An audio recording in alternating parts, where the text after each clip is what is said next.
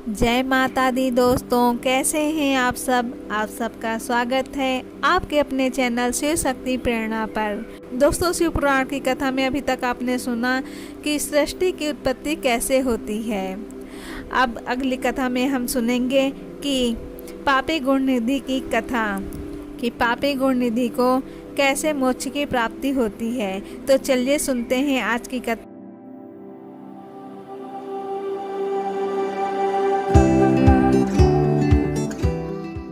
ब्रह्मा जी ने नारद से कहा कि जिस प्रकार शिव जी कैलाश पर गए और कुबेर से जिस प्रकार मित्रता हुई वह प्रसंग सुनो। कापिल्य नगर में यज्ञदत्त नाम का एक ब्राह्मण रहता था। वह विद्या में बहुत पारंगत था।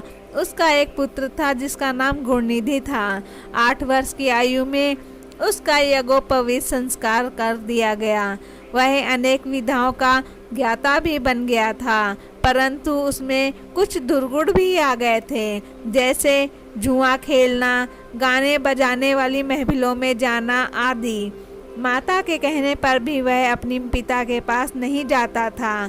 पिता दीक्षा या यज्ञ आदि से निवृत्त होकर लौटने पर पत्नी से जब पूछते कि गुणनिधि कहाँ गया है, तो माता उत्तर देती कि यहीं कहीं था, अभी चला गया होगा, शायद पूजा स्नान या देवताओं के लिए फल फूल लेने गया होगा। माता अपने अकेले पुत्र गुणनिधि को प्रतिदिन समझाती, परंतु वह नहीं सुधरा। एक दिन वह अपने पिता की अंगूठी को चुरा कर ले गया। पिता ने अंगूठी को एक जुआरी के हाथ में देखा तो उससे पूछने पर ज्ञात हुआ कि यह तो गुणनिधि जुए में हार गया है। यही नहीं, वह जुए में काफी धन भी हार गया है। जुआरी कहने लगा, आश्चर्य है कि आप जैसे ज्ञानी पंडित अपने पुत्र को नहीं जान पाए। यज्ञदत्त का सिर लज्जा से झुक गया। वह लज्जावश सिर और मुंह को वस्त्र से ढककर अपने घर आया। वह अपनी पत्नी से बोला, तेरा पुत्र गुणनिधि कहाँ गया है और मेरी अंगूठी कहाँ है। पत्नी बोली, मुझे इस समय याद नहीं है, मैं कहीं रखकर भूल गई हूँ। यज्ञदत्त गुस्से से बोला, सत्य कह रही हो, निकम्मे पुत्र को जन्म देने वाली तू बड़ी असत्यवादिनी है। मैंने जब भी तुझसे पूछा कि गुणनिधि कहाँ है, तू झूठ बोलकर मुझे बहला देती थी। अन्य वस्तुएं भी घर से गायब थीं। पुत्र को बिगाड़ने में माता का दोष देखकर उसने दोनों को तिलांजलि दे दी तथा किसी दूसरी ब्राह्मण कन्या से विवाह कर लिया। जब यह समाचार ब्राह्मण पुत्र गुणनिधि को मिला तो वह गृह त्याग कर वन में चला गया। कभी माता की ममता तथा पिता की धर्म आज्ञा का स्मरण करके वह अपनी मूर्खता पर पश्चाताप करने लगा।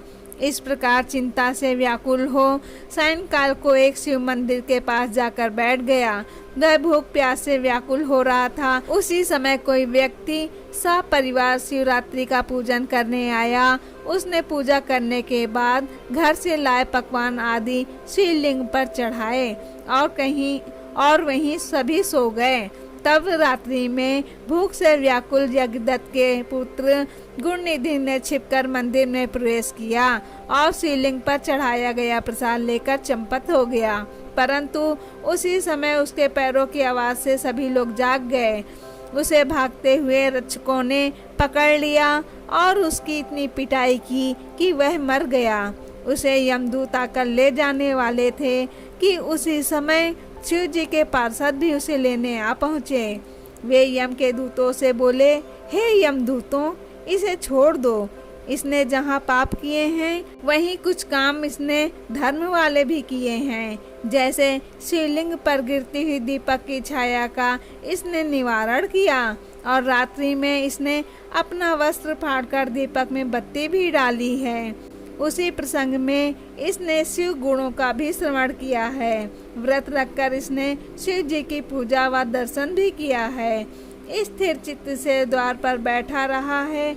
इस कारण अब यह हमारे साथ शिवलोक में जाएगा। यह वहाँ कुछ समय व्यतीत कर पुनः कलिंग देश का राजा बनेगा। शिवगणों की बात सुनकर यम के दूत अपने लोक को चले गए। जब यह समाचार उन्होंने यमराज को सुनाया तो वे बड़े प्रसन्न हुए। वह शिवलोक में कुछ समय रहकर अरिंदम नाम के कलिंग देश का राजा हुआ।